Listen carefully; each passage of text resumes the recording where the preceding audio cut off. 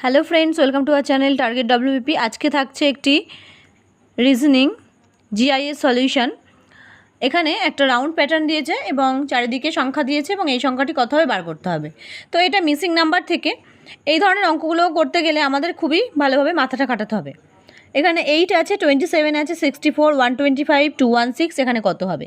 আমরা যদি একটু দেখি যে এই 8 আসলে কিন্তু কার কিউব?